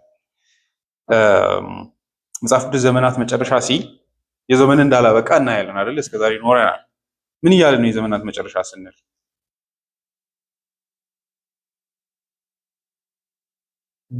በአንደኛው ከትንቢቶች አንጻር ነው። ከብሉይ ኪዳን ትንቢቶች አንጻር አንድ ዘመን ይመጣል የሚል ተስፋ ነበር። አንድ የሆነ ዘመን ላይ ይህ ሁሉ ችግር የሚፈታበት ዘመን ይመጣል የሚል የተስፋ ቃሎች ነበሩ። ለነሱ ኢየሱስ የተስፋ ቃሎች ሁሉ መጨረሻ ከመሆኑ የተነሳ በዘመናት መጨረሻ መጥቷል ልንል እንችላለን። ሌላው ግን ደግሞ አሮጌው ዘመን የተወገደበትና አይደለ የአሮጌው በአዳም ምክንያት ውድቀት የገባበት ዘመን በሆነ ረገድ የሚጋፋው ዘመን ኢመርጅ ያደረገበት ጊዜ ሆኗል። ክርስቶስ በመገለጡ አዲስ ዘመን ዳውን አድርጓል። ኃጢአት የተወገደበት ተስፋ የመጣበት ጳውሎስ ራሱ እንደሚለው ከሆነ ሞት ኢሟቲነት ኢመርጅ ያደረገበት በሰው ልጅ የታሪክ ገጽ ውስጥ የጌታችን የኢየሱስ ክርስቶስ መምጣት እጅግ ትልቅ ዘመንን አምጥቷል። ዘመን ሲባል የጊዜ ቁጥርን ብቻ አይደለም የምናወራው፣ ዓለምን የሚገዛውን አስተዳደርም ጭምር እያወራ ነው። ውድቀት ጨለማ ነበር የገዛው። በጌታችን በኢየሱስ ክርስቶስ መምጣት ግን ሕይወት ኢሟቲነት መጥቷል። ተስፋ መጥቷል። በሞት ፊት ሕይወት መጥቷል። ያ ዘመን ለአሮጌው ዘመን መጨረሻ ነው ልንል እንችላለን። አንድ ቀን ደግሞ ሙሉ በሙሉ ይህ ዘመን አሮጌው ዘመን የሚያበቃበት ዘመን ይመጣል። ጊዜ አይደለም የሚያበቃው አይደለ? ሕይወት ይቀጥላል። ኃጢአተኞችም ይኖራሉ ለዘላለም፣ እኛም እንኖራለን። እኛ በዘላለም ሕይወት፣ እነሱ ደግሞ በዘላለም ሞት ይኖራሉ። ሁለቱም ኑሮ ነው፣ ግን ያው ሞት ነው ያኛው። ስለዚህ ስለ ቁጥር ማለቅ አይደለም የምናወራው፣ ስለ ዘመን ልዋጭ ነው የምናወራው። አዲስ ዘመን በክርስቶስ ኢየሱስ መምጣቱን ነው እያወራን ያለ ነው። የተስፋ ዘመን መምጣቱ አሮጌው ዘመን ሊጠቀለልና ወደ ፍርድ ሲገባ በክርስቶስ ኢየሱስ ለሆኑት ያው የሚመጣው ጳውሎስ ራሱ ኤፌሶን ላይ እንዳለ ሊመጣ ያለውንም ዘመን እግዚአብሔር ያስገዛው ለክርስቶስ ኢየሱስ እንደሆነ ይናገራል። ኤፌሶን ምዕራፍ 1 መጨረሻ ላይ እንደዚህ ይላል። አማርኛው ቆንጆ ትርጉም ነው። ምዕራፍ 1 ቁጥር 20 ክርስቶስን ከሙታን ሲያስነሳውና በሰማያዊ ስፍራ በቀኙ ሲያስቀምጠው የታየው ነው። የተቀመጠውም ከግዛትና ከስልጣን ከኃይልና ከጌትነት እንዲሁም በአሁን ዘመን ብቻ ሳይሆን በሚመጣውም ዘመን ቢሆን ሊሰየም ከሚችለው ስም ሁሉ በላይ ነው ይላል። ይህ ዘመን ከክርስቶስ ስር ነው ያለው። አሁኑ ለሕዝቡ ጀምሯል፣ መጨረሻው ወደፊት ይገለጣል። አሁን ጫፉን ብቻ ነው የነካ ነው ማለት እንችላለን። ክርስቶስ በዚህ ዘመን መጨረሻ በመምጣቱ የኃጢአተኞችን ኃጢአት ሁሉ ወስዷል። እዚህ ጋር እንግዲህ ጥያቄዎች ይመጣሉ፣ ቴክኒካል ጥያቄዎች። ዘመኑ መጨረሻ የሆነው የመጨረሻ ዘመን ስለሆነ ነው ወይ ብትሉ አንድ ሰው ኢየሱስ በመምጣቱ ነው የዘመን መጨረሻ መሆኑ የታወቀው ይላል። ነሰንስ የክርስቶስ መምጣት ነው የዘመን መጨረሻ ያደረገው። ሌላው ኢየሱስ ለምንድን ነው በሌላ ዘመን መጥቶ ያልሞተው? ለምንድን ነው አሁን ለምሳሌ ኢንዲስ 4000ኛው ዓመት ላይ ያልመጣውና በእኛ ዘመን የማይሞተው? ለእነዚህ ጥያቄዎች ኢየሱስ የግድ ከዛሬ 2000 ዓመት በፊት መምጣት ነበረበት ብሎ ማስረዳት የሚችል ሰው የለም። የእግዚአብሔር ፈቃድ ነው። የእግዚአብሔር የጊዜ ውሳኔ ነው። አንዳንድ ሰዎች ኢየሱስ የመጣበት ዘመን መምጣት የነበረበት ዘመን እንደሆነ ለማሳየት ይሞክራሉ። እሱ በጣም ፍትሃዊ የሆነ ድካም ይመስለኛል። አይ ቲንክ እንደዛ የሚሞክሩ ሰዎች አሉ፣ ኦርቶዶክስ የሆኑ ቴዎሎጂያኖች። ግን ያንን ማሳየት የእግዚአብሔርን ዲቫይን የሆነ ዘላለማዊ እቅድን በዚህ መንገድ መተንተን የሚቻል ነው ብዬ አላስብም። ስለዚህ ይህ ስላለፈው ዘመን ምን ይነግረናል? የአባቶቻችንም ኃጢአት የተወገደው በማን ነው ማለት ነው? በጌታችን በኢየሱስ ክርስቶስ ነው አይደለ? ከዓለም ፍጥረት ጀምሮ መሞት ነበረበት ኢየሱስ ማዳን ካስፈለገው ኢየሱስ እስከሚመጣ ድረስ። ስለዚህ ምን አልተገኘም ማለት ነው? የምርህ የኃጢአትን ዕዳ የሚወስድ ምንም እንኳን ጀስቲፊኬሽን ቢሰጣቸው፣ ጽድቅ፣ ድነት፣ መቀደስ፣ እምነት፣ ሁሉ መንፈሳዊ ስጦቶች ቢሰጣቸው የሚታይ አይነት ኮንክሪት የሆነ የእነ አዳም የእነ አብርሃም የእነ ዳዊት ኃጢአት የሚወገድበት በግ አልታየም ነበር። በተስፋ ግን ድነዋል። ሁሉም ስጦታዎች ተሰጥቷቸዋል። ነገር ግን የነሱ ራሱ ዕዳ የተከፈለው መቼ ነው? ጌታ ኢየሱስ በመጣ ጊዜ ነው። ብዙ ሰው ይህንን ትልቅ ጥያቄ ያደርጋል። የኛስ አይደለ? አልኖርንም እኮ አይደለ? ኢየሱስ ድጋሚ ሊሞት ነው ያለው። እሺ ከአዳም ጀምሮ እስከ ሚልኪያስ ድረስ ወይም ደግሞ ሐዋርያቱ ዘመን ድረስ የነበረው ኃጢአት ተወስዷል በኢየሱስ መምጣት ልንል እንችላለን። ከዛ በኋላ ያሉ ሰዎች ኃጢአት እዚህ መገረም የለብንም። የብሉይ ኪዳን አባቶች ኃጢአት መጥቶ በክርስቶስ መቀጣቱ መገረም የለብንም። ገና ሊወለዱ ያሉ ልጆችም ኃጢአት ክርስቲያን ሊሆኑ ያሉ ኃጢአቶች ምን ሆነዋል? በክርስቶስ ኢየሱስ ኦልሬዲ ተቀጥተዋል። ስለዚህ ጥያቄው ቱ ሳይድ ነው የሚሄደው፣ አንዱ ጋር ብቻ አይደለም። ለምን የብሉይ ኪዳን አባቶች እንዴት ዳኑ የሚል ጥያቄ ብቻ ሳይሆን የእኛ ድነትም ጥያቄ ውስጥ ነው ያለው አይደለ? ብዙ ኦብሰስድ የሚሆነው የብሉይ ኪዳን አባቶች እንዴት ዳኑ ብቻ ብለው። ጥያቄው ግን ከክርስቶስ ዘመን በኋላ የመጡ ሰዎችስ በምን ይድናሉ የሚል ነው። መልሳችን አንድ ነው። ኢየሱስ አንድ ጊዜ በተገለጠ ጊዜ ለአንዴና ለመጨረሻ ጊዜ የዘላለምን ሕይወትን የሚያመጣን መስዋዕትን በእግዚአብሔር ፊት በማቅረቡ ኃጢአትን አስወግደዋል። አንድ ሰው ፕሮስቦገስ የሚባል ሰው ይህንን ለማስረዳት አንድ ወሳኝ ትምህርት ወይም ደግሞ አቶንመንት ላይ ወሳኝ ነገር ያወራል። እንደምታውቁት ይህንን ብዙ ጊዜ አርሜኒያኖችን በመሸሽ ሰዎች ይሸሻሉ። ምን ማለት ነው? የክርስቶስ አቶንመንት ሰፊሸንሲው ለሁሉ ነው፣ ለማንም የሚበቃ ነው። ኤፊካሲው ግን ለምርጦቹ ብቻ ነው የሚለው ሲያስረዳ ምን ይላል? ኢየሱስ ለምሳሌ አንድ አዲስ ሰው መዳን ቢያስፈልገው እንደገና መሞት ያለበት እንዳይመስላችሁ ይላል። ለምን ብላችሁ ብትጠይቁ የክርስቶስ ሞት በእግዚአብሔር ፊት ዋጋው ኢንፊናይት ወርዝ አለ ይላል። ሌላ ኃጢአተኛ ቢመጣ እንኳን እግዚአብሔር ሌላ ቅጣትን የሚጠይቅበት አይነት መስዋዕት አይደለም ይላል። ወርዙ እጅግ ታላቅ መሆኑን ማየት መቻል አለብን። እና ደግሞ ይላል አንድ በጣም ወሳኝ የሆነ በጣም ኢንትሪጊንግ የሆነ ፖይንት ነው።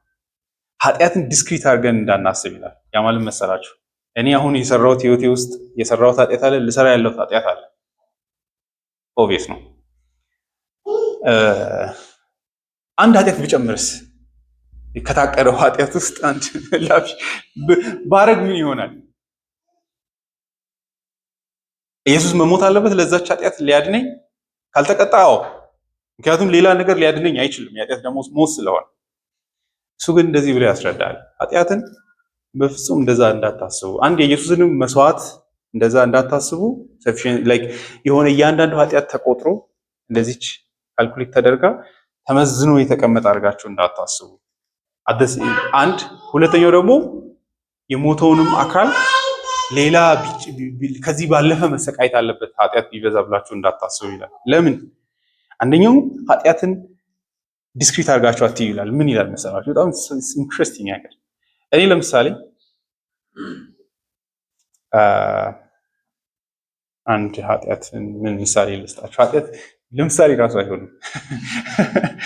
ዋሾ ብላችሁ አስቡ። አንድ ውሸት ለቤተ ክርስቲያን ህዝብ ዋሾ ብላችሁ አስቡ። ሳስብ ሰዋሽ አንድ ኃጢአት ይመስላል አይደለ? ብቻውን አይቆምም። ይህን ሁሉ ህዝብ ነው የምበድለው። ገብቷቸዋል። ብቻውን አይቆምም። ኃጢአት እንደምናስበው በጣም ትንሽዬ ነገር አይደለም። ከዛ ሳለፍ ሲል ምን እበድላለሁ? ሪፎርም ቴዎሎጂን እበድላለሁ። ገብቷቸዋል። ሃይማኖቱን እበድላለሁ አይደለ? በስቲቨን ላውሰን የምናዝነው ለዛ ነው አይደለ? አንድ ነገር ብቻውን አያበቃም። ትምህርታችሁ ለኃጢአት እንትን ነው አይደለ? አይታችኋል። እነዛ ሁሉ በደሎች ካውንት ይደረጋሉ። ከዛስ የእግዚአብሔር ማንነት ጋር እንሂድ። እግዚአብሔርን ራሱ ሲበድሉ ውሸት በአንድ ቦታ የሚበድል እንዳይመስላችሁ። የእግዚአብሔርን ዘላለማዊነት ትሬት ያደርጋል። ዘላለም የሚኖርን አምላክ ዘላለማዊነቱ ይበድለዋል አይደለ? እኔ ለምሳሌ አንድ በደል ብትፈጽሙ ጊዜ ውስጥ ስለምኖር እኔን አንድ ሰከንድ ነው ብትበድሉ አይደለ? አንድ ሰው በጥፊ ይመታኝ አንድ ጊዜ መታኝ። ጊዜ ውስጥ የምኖረው በደሉም አንድ ጊዜ ነው የሚፈጸምብኝ። እግዚአብሔር ዘላለማዊ አምላክ ኃጢአቶች እሱ ላይ ሲፈጸሙ ዘላለማዊ በሆነ ትልቅነት ነው የሚፈጸሙበት። ኢንተሌክቱን፣ የእግዚአብሔርን እውቀቱን፣ ፍጹም አዋቂነቱን፣ ፍቅሩን፣ መልካምነቱን፣ ደግነቱን፣ ቸርነቱን፣ እውነተኝነቱን፣ ሁሉን ቻይነቱን ሁሉ ትሬት ያደርጋል ኃጢአት። ስለዚህ አንድ ኃጢአት ብቻዋን የምትቆም አይነት አድርገን ካሰብን እንደዛ ልናስብ እንችላለን። እንደዛ ማሰብ ኃጢአትን ማሳነስ ነው ይላል። በትይዩ ግን የክርስቶስ ወርዝን ማየት መቻል አለብን። የክርስቶስ ኃጢአት የክርስቶስ መስዋዕት ለኃጢአት እጅግ ታላቅ መስዋዕትን የከፈለው በቂም ነው። በእግዚአብሔር ፊት ለዘላለም የሚበቃ ነው። የኃጢአተኞችን ሕይወት በእርሱ የሚያምኑትን ሁሉ ሴኪዩር የሚያደርግ ነው። በዚህ መጽሐፍ ቅዱስ ስለዛ ነው ጀነራል ኦፈር ኦፍ ጎስፔል ብለው ሲያወሩ ኃጢአተኞች ቢመጡ ትድናላችሁ ሲባል የውሸት የድነት ኦፈር አይደለም ይላሉ። አለዚያ ውሸታም ልንሆን ነው አይደለ? በእርሱ የሚያምኑ የዘላለም ሕይወት አለው እንላለን። የምር ቢያምኑስ ኤሌክት ያልሆኑ ይድናሉ፣ ግን አያምኑ እንጂ ሊሚቴሽኑ ስላለ አይደለም። አንድ ሰው ድንገት ወደ ማሰብ ቢመጣ ድነቱ ለእናንተ በቂ አይደለም፣ ይቅርታ ለተውስ ይሄ የትንሽ ሰውን ኃጢአት ብቻ ነው አንድ ለሚያደርገው የእናንተን አያድን አንድ ላይ አያደርግም አይደለም። የምር በቂ ነው። የምር ታላቅ መስዋዕት ነው። የኃጢአትን ጉድፍ ሁሉ ማጠብ የሚችል ነው። ነገር ግን ኃጢአተኞች እንደማያምኑ እናውቃለን። ስለዚህ የክርስቶስን የመስዋዕትን ታላቅነት ማየት መቻል አለብን። ይሄ ኦርቶዶክስ የሆነ ትምህርትም ወይስ ካኖን ኦፍ ዶርሰን ሄዳችሁ ማየት ትችላላችሁ፣ የሚያምስ ሰው ካለ ብዬ ነው። ቁጥር 27 ሰው አንድ ጊዜ ሊሞት ከዚያም በኋላ በፍርድ ፊት ሊቆም ተወስኖበታል። ኢየሱስ ለምንድን ነው ደጋግሞ ያልሞተው? ሁለት ምክንያቶች ናቸው ጸሐፊው የሚሰጠው። ይሄን ብዙ ሰው ይስታል። ማለትም እንዲያውም ካልቪን ራሱ ይህንን በአግባቡ አልፈታውም። ወዴት ወሰደው? ወደ ሰው ሞት ወሰደው። ሌሎቹ በተሻለ መንገድ ነው የተረጎሙት፣ ትክክልም ነው ብዬ አስባለሁ። እሱም ሰው የሆነ ፍጡር ሁሉ አንድ ጊዜ እንዲኖርና አንድ ጊዜ እንዲሞት ነው የተወሰነበት። ሁለተኛ እድል የሚባል የለም። ሰው ሁለት ጊዜ ህይወትን ኖሮ ሁለት ጊዜ መሞት የሚባል ነገር የለም። ባይዘይ ለምንድን ነው እግዚአብሔር ሁለት ጊዜ እድል ያልሰጠን? ገብታችኋል? የእግዚአብሔር ዲክሪ ነው፣ የእግዚአብሔር ውሳኔ ነው አይደለ? የእግዚአብሔር አፖይንትመንት አይደለ? and as it is appointed unto men once to die but after this the judgment ይላል። ኢየሱስም ፍጹም ሰው ነው። ምዕራፍ 2 ላይ እንደምታዩት ከዚህ የተነሳ ኢየሱስም ሊኖር የሚችለው ሊሞት የሚችለው አንድ ጊዜ ብቻ ነው።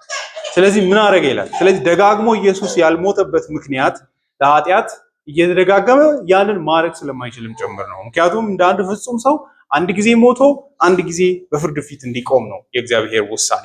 ጌታችን ኢየሱስ ስለዚህ አንድ ጊዜ ኖረ።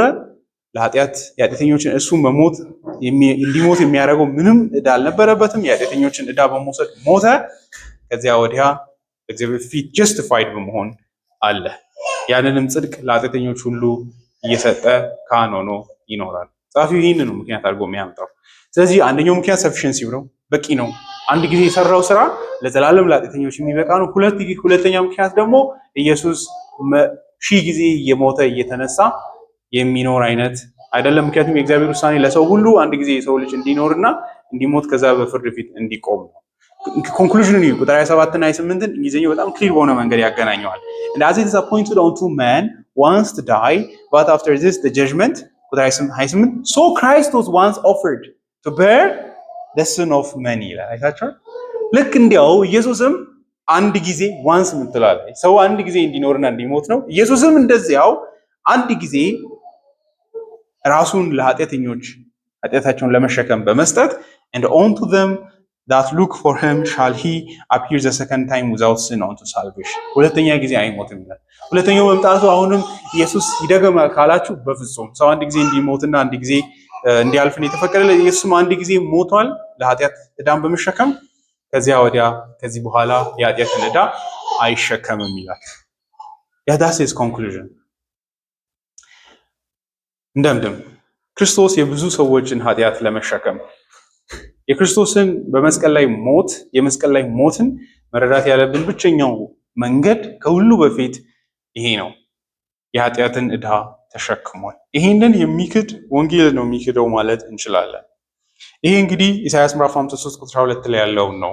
ኢየሱስ የብዙዎችን አይደለ በደል ምዕራፍ 53 ቁጥር 12 ላይ ሊትራሊ ይሄ ቃል ነው ያለው he bore the sin of many የሚል የብዙዎችን ኃጢአት ተሸከመ የሚል ክርስቶስ የኃጢአትን ዕዳ የኃጢአተኞችን ተሸክሟል።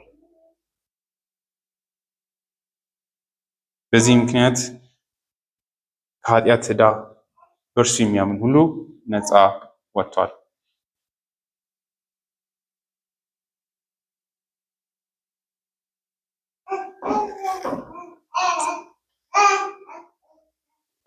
ሁለተኛ ጊዜ ይገለጣል። ይህም ለሚጠባበቁት ድነትን ለማምጣት እንጂ ኃጢአትን ለመሸከም አይደለም ይላል። እንግሊዝኛው እንግዲህ and unto them that look for him he shall appear the second time without sin unto salvation ይላል። ያለ ኃጢአት ይገለጣል ይላል። አንዳንዶች ይህንን ወስደው ኢየሱስ በታላቅ ክብር ኃጢአት አንድም በእርሱ ላይ ሳይኖርና የኃጢአት ርዝራሽ ወይም ደግሞ ፍርዱም ሆነ ምንም አይነት ጉስቁልና ሳይኖር በታላቅ ክብር ይገለጣል የሚለውን ይናገራል ይላሉ። ነገር ግን ከክፍሉ አንጻር እንደምታዩት ሁለተኛ ጊዜ ይገለጣል። ይህም ድነትን ለመስጠት እንጂ የድነት ተቃራኒው ምንድነው? ለመሸከም አይደለም ይላል። ስለዚህ በቀላሉ ኃጢአትን ለመሸከም አይደለም የሚመጣው። ሁለተኛ ጊዜ በታላቅ ክብር ሲመጣ ክብር አለበት፣ ምንም ጥያቄ የለውም። ግን ትኩረቱ ኃጢአትን ሳይሸከም ኃጢአትን ከዚህ በኋላ ለማስወገድ አይገለጥም፣ ለሚጠባበቁ ድነትን ለመስጠት ብቻ እንጂ በማለት ይናገራል። ድነትን ለማን ነው የሚሰጠው ኢየሱስ? ዓለም ሁሉ አይደን አይደለ? ዛሬ እንዲሁም ዩኒቨርሳሊስቶች በዝተዋል። የሚከሳቸውም የለም። ውሸት ነው፣ የሰይጣን ውሸት ነው። ኢየሱስ ድነትን የሚሰጠው ለማን ነው? እርሱን ለሚጠባበቁ አይደለ? ስፔሲፊክ ያደርጋል። የማይጠባበቁ ድነትን ከእርሱ አያገኙም።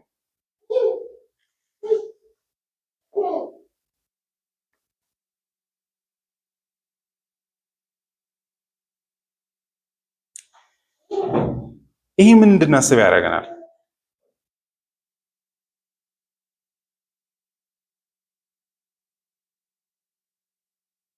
እውነተኛ አማኝነት ህይወታችሁ ላይ ኢየሱስን ተስፋ ማድረግ ነው። እኔ በድፍረት ይህን ማለት እንችላለሁ። ኢየሱስን ተስፋ በማድረግ የማይጠባበቅ ሰው ኢየሱስን አያውቅም ማለት እችላለሁ። ምን ማለት ነው? ያ እዛ ውስጥ ያለው ምንድን ነው መንፈሳዊ ፋይዳው? እኔ ድሮ ኢየሱስ ይመጣል ሲባል ያስደነግጠኛል። ወይኔ ሳልመረቅ እላለሁ፣ ሳላገባል እንዲህ ሳሉ ገብቷቸዋል። ምክንያቱም ውስጤ ዲፕ ዳውን ምን ስላለ ነው? አንድ ሲኦል ሊሆን ይችላል የሚል ስጋት ስላለ ህይወትን ሳልኖር የሚል ሊሆን ይችላል። የሰው ልጅ አንዳንዴ ቀጥታ ያስብ ነገሮችን ያፍናል። እንደዛ ሊሆን ይችላል። ፍርሃት ሊሆን ይችላል። ወይ ደግሞ እድል ፈልጌ ሊሆን ይችላል። ግን እድል አይመስለኝም። ምክንያቱም ኦልሬዲ እያልኩት ነው። እዚህ ጋር መመረቅ እፈልጋለሁ እያልኩ ነው። ምንም ሌላ ሶስቲኬትድ የሆነ መንፈሳዊነት የለውም። ሲሪየስ አይደለ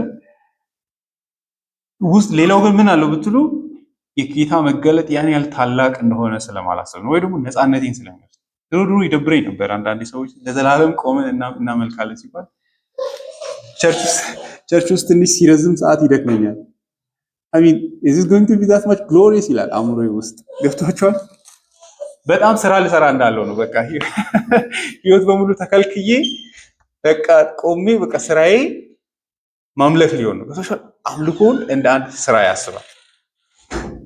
መጽሐፍ ቅዱስ ደግነቱ እንደ አንድ ሰዎች ፈጥሮ I don't think so it's fair። መጽሐፍ ቅዱስ ለዘላለም እንዲህ ትሆናላችሁ አይልም አይደለ? it's going to be just majestic ነው የሚለው።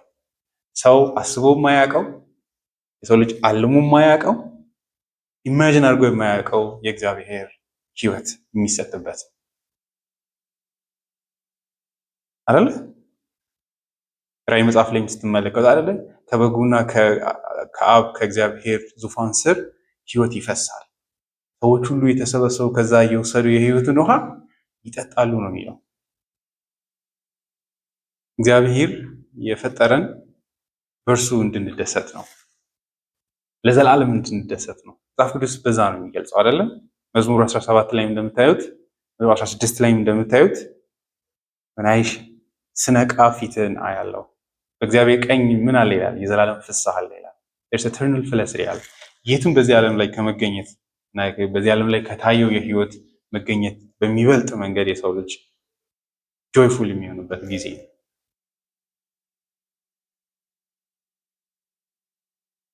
በመሰረቱ ደግሞ ያለነው በሙታን ዓለም ነው። this is cursed የሆነ ዓለም በሆነ ረገድ ምንም እንኳን እግዚአብሔር በበጎነቱ ልባችንን ቢያስደስተውም ማለት አይደለ? መጽሐፍ ቅዱስ ይህንን የዘላለም ህይወት አይለውም። ይህንን ዘመንና ጊዜም ደግሞ የክብር አይለውም። እንዴት ነው እንደዛ የምናስበው? በሽታ እዚህ ሰውነታችን እኛ በዚህ ከኃጢአት ነፃ መውጣት ከበሽታ ነፃ መውጣት ራሱ ምን እንደሆነ አናውቅም። ሰውነታችን ራሱ ከሞት በታች ነው ያለው አይደል? ከድካም በታች ነው ያለው። ሳይኮሎጂካሊም በሉ ሜንታሊም በሉ ኤቭሪ ዌይ ኃጢአት ዲስትሮይ ያደረገው ህይወት ነው ያለን። ጳውሎስም ሮሜ ምዕራፍ 5 ላይ የሚለው እሱ ነው። በአዳም ምክንያት ምን አለ? በዓለም ሁሉ ላይ ምን ሆነ? ሞት ነገሰ ነው የሚለው፣ ሬን አረገ ነው የሚለው። ጆናታን ኤድዋርድ በሚያምር መንገድ ይገልጸዋል። ለእግዚአብሔር ልጆች ይሄ ሲኦል ነው፣ ለኃጢአተኞች ደግሞ የመጨረሻ ገነታቸው ነው ይላል። this is the last stage of their life። ከዚህ በኋላ መልሰው ይሄን ደስታ መልሰው አያዩም ይላል። ለእኛ ግን ይሄ መከራ ሞት ያለበት፣ ጳውሎስም ፍጥረት ሁሉ ምጥ ሆኖ ይቃትታል ይላል። ያው ቀላል እኮ ነው። መድኃኒት ቤቶች ሞልተዋል፣ መንገድ ላይ የተራመዱ ሆስፒታሎች ሞልተዋል፣ ሳይካትሪስቶች ሞልተዋል። እንዴት አታዩ? ቲቪ መክፈት እኮ ነው አይደል? የምስራች በዚህ ዓለም ላይ የእግዚአብሔር ልጅ የኢየሱስ ወንጌል ብቻ ነው። ዜና ብሎ ብሬኪንግ ኒውስ ብሎ ደስ ይበላችሁ ህይወት ይታደሳል ሜሴጅ አሰሙ አይደለ? the most breaking news ከሆኑ the most tragic ነው ማለት አይደለ? እና ሰው እንዴት ይሄ ነው የሰው ልጅ ችግር። እግዚአብሔር ከፍርድ በታች ጥሎታል፣ ግን አያስተውልም። ሆስፒታል ሄዶ መዓት ሴቶች እያለቀሱ ሲወልዱ አይታይ። አንዳንዱ እኮ ሐኪም ነው በቃ ስቃይ ያያል፣ ግን never reflects that ሴት ለምንድን ነው እንደዚህ የምታመጣው አይል። በየቀኑ የእግዚአብሔርን ጀጅመንት ያያል፣ ግን አያስብም ነው።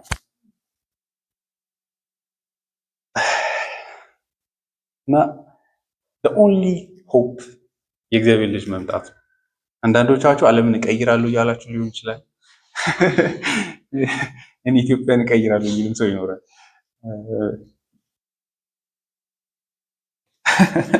I mean really you need to think ምንም አታመጡም። የእግዚአብሔር ልጅ ኢየሱስ ብቻ ነው ጨለማን የሚረታ የኛንም ህይወት የሚለውጥ እና አማኞችን ልዩ የሚያደርገው ይሄ ነው። ዓለም ተስፋ የሌለው መሆኑን ከመረዳታቸው የተነሳ የእግዚአብሔር ልጅ መገለጥ ይናፍቃል። which is ወሳኝ። እኔ ሄድልበርግ ላይ ስለ ኢየሱስ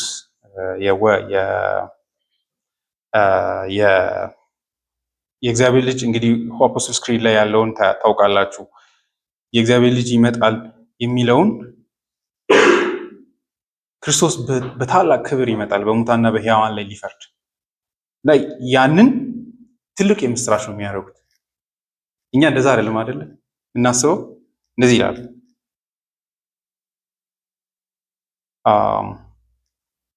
52ኛ ጥያቄ How does Christ's return to judge the living and the dead comfort you? እንዴት ነው የሚያጽናና የእግዚአብሔር ልጅ በሙታን ላይ በሕያዋን ላይ ሊፈርድ ዳግመኛ ለመፍረድ መምጣቱ።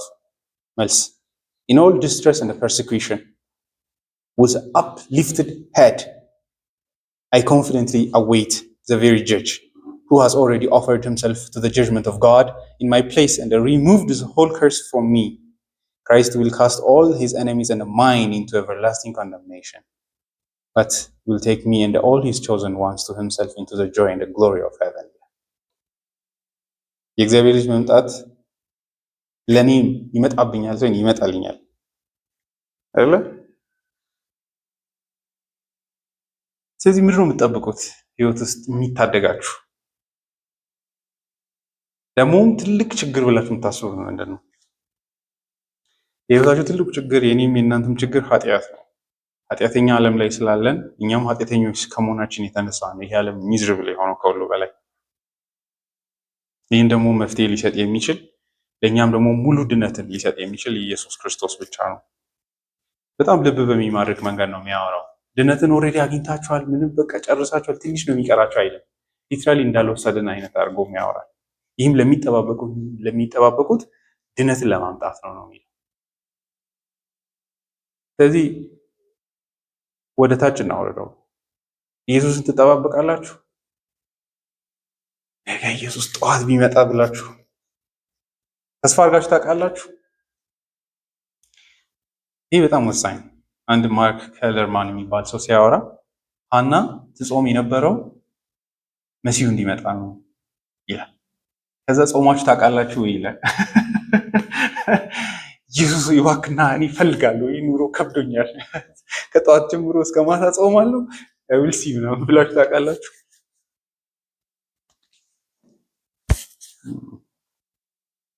ይሄ ዓለም ፍሪደም ለማግኘት ከኃጢአት ፈልጋችሁ ታውቃላችሁ? ከዚህ ማን ነው ረፍትን የሚሰጥ? ከዚህ ለሞት ከተሰጠ ሰውነት ማን ነው የሚያድነኝ? ኢየሱስ ወይ ለምንድን ነው የምዘገየው? ለምን ጠዋት ምትበቃ ከዚህ ፒክ አታደርገኝ? አሁን እኮ ይኸው ከ3 ሰዓት በኋላ ኃጢአት ውስጥ ልገባ ነው። ጠዋት ተነስታችሁ በቃ ነው you know that your life is going after a given minutes you are going to do something እና ኤግዞስት ማያደርገን ከሆነ ኃጢአትን እንደ ትልቅ ትሬት እያየን አይደለም ማለት ነው። በጣም ህይወታችንን የሚጎዳ እጅግ አስቀያሚ ነገር አድርገን እያየን ስላልሆነ ነው ፍሪደም ለማግኘት እየፈለግን ያለው። እንደዛ ኢየሱስ እንዲሰጣቸው ወይም ለሚጠባበቁ አርነትን እንዲሰጣቸው ከዚህ ሁሉ ጨለማና ፍርሃት እንዲያወጣቸው ለሚፈልጉ ይመጣል አንድ ቀን።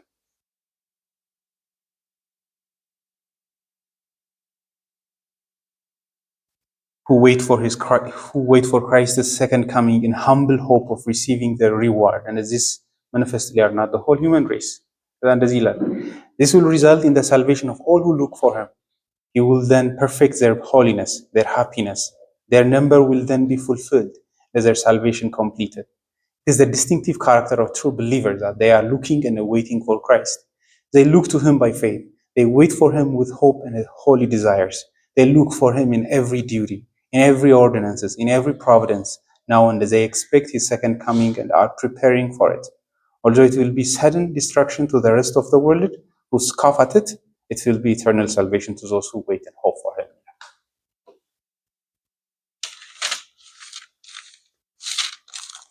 እንደኛ አንድስ መልእክት ላይ በክርስቶስ ተስፋ የሚያደርጉ ሰዎችን እንዲህ ብሎ ይገልጻቸዋል። ምዕራፍ 3 ቁጥር 1 የእግዚአብሔር ልጆች ተብለን እንድንጠራ አብ አትረፍርፎ ያፈሰሰልን ፍቅር ምንኛ ታላቅ ነው። እኛም እንዲሁ ልጆቹ ነን። ዓለም እኛን የማያውቀን እርሱንም ስላላወቀው ነው። ወዳጆቹ እኛ አሁን የእግዚአብሔር ልጆች ነን። ወደፊት ምን እንደምንሆን ገና አልተገለጠም።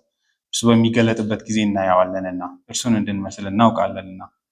በእርሱ ይህን ተስፋ የሚያደርግ ሁሉ እርሱ ንጹሕ እንደሆነ ራሱን ያነጻል ይላል።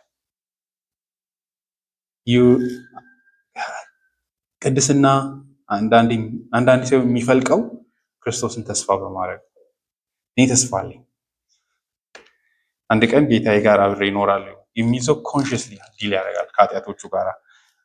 ራእይ ላይ ራሱ በጣም ልብ በሚማርክ መንገድ አይታችሁ እንደሆነ ወደ ጽዮን መቅደስ ለመግባት ወደ እግዚአብሔር ከተማ ለመግባት የሚፈልጉ በበጉ ደም ልብሳቸውን ያጥባሉ ይላል።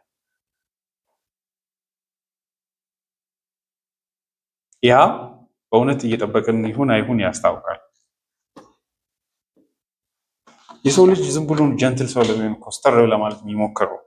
ኤዘር ኢየሱስን እየጠበቃችሁ ነው ወይም ያን ያላል አላለ። ስቲል ዓለም ላይ ተስፋ አለ። የሆነ ሰው ሶልቭ ያደርጋል። የሆነ የሚስተካከል ነገር አለ። እናንተም ሪደምሽናችሁን የሚጠብቁት እዚሁ በተፈጠረው ዓለም ውስጥ ሊሆን ይችላል። ጳውሎስ እንዳለ ግን የሚያየውንማ ማን ተስፋ ያደርገዋል ይላል እና እግዚአብሔርን ልጁን ስለሰጠን አመስግነን እንጨርስ። ተስፋ ስላለን አመስግነን እንጨርስ። እግዚአብሔር መልካም አባታችን ሆይ በልጅ በክርስቶስ ኢየሱስ ስላረከው ታላቅ ነገር እናመሰግናለን። በሞት የተያዘውን ክፉ ዓለም ደግሞ ካንተ ቁጣ ፍርድ በታች ያለውን ደግሞ ቁጣ እያንዣበበ ያለውን ይህንን ዓለም ስላልተውክ በልጅ በክርስቶስ ኢየሱስ በምሕረት እጆች ከቁጣ ክንድ ስላተረፍከን እናመሰግናለን። ጌታችን ኢየሱስ ሆይ ስለኛ ስለሞትክ አንድ ጊዜ ተገልጠ የኃጢአትን ዕዳ ሁሉ ተሸክመ ስላስወገድክ እናመሰግናለን። እንግዲህ ወዲያ ሞት ስለማያስፈራን የእግዚአብሔር ፊት ስለማያስፈራን ባንተ ጽድቅ እና ባንተ ክህነት አንተ ስለምትታይልን እግዚአብሔርን ልናየው ባንተ በኩል ደፍረን ስለምንችል እናመሰግናለን። ምንም እንኳ ኃጢአት ሕይወታችንን ያጎደፈው ቢሆንም እኛም ክፉ ኃጢአተኞች ብንሆንም ባንተ ተስፋ ስላለን እናመሰግናለን። ባንተ ሁሉን ድል ስለምንረታ እናመሰግናለን። ስላረክልን በጎ ስም ይመስገን። በእግዚአብሔር ቁጣ ስለኛ ስለደቀቅ እናመሰግናለን። በዚህም ከኛ ጀርባ የእግዚአብሔርን ቁጣ ስለወሰድክ ስምህ የተመሰገነ ይሁን። አንድ ቀን ልናይህ እንጠብቃለን። እግዚአብሔር አባት ሆይ በቸርነት ጠብቀን። ጌታ ኢየሱስ ሆይ ለዛ ለክብር ቀን እንድታደርሰን እንለምናለን። እኛ ኃጢአት በየጊዜው ሊወስደን የሚታገለን ሰይጣን ከወንጌል ሊወስደን የሚታገለን ሰዎችም ይህን ወንጌል እንድንተው በብዙ መንገድ ያስፈራሩናል። አንተ ታያለህ። እግዚአብሔር አባት ሆይ በቸርነትህ እስከዛው ቀን ድረስ ጠብቅ። ጌታ ኢየሱስ ሆይ ንጉሥ ነህና ከአሁን ብቻ አይደለም ልትጠብቀን ትችላለህ፣ ልትጋርድን፣ በዚህም እንድትይዘን እንድትጠብቀን እያንዳንዳችንን እንለምናለን። ጌታ አባት ሆይ አንተን በልጅ በኩል የማያቅ በእውነተኛ መንገድ ኃጢአትን የማያቅ ደግሞ ያንተን ቅድስና የማያቅ ሰው ካለ በእኛ መካከል በቸርነትህ አይኖቹን እንድትከፍት እንድትራራ እንለምናለን። ስለ ዳነው ሁላችንም እናመሰግናለን። ስምህ የተባረከ ይሁን። በጌታችን በኢየሱስ ክርስቶስ ስም አሜን።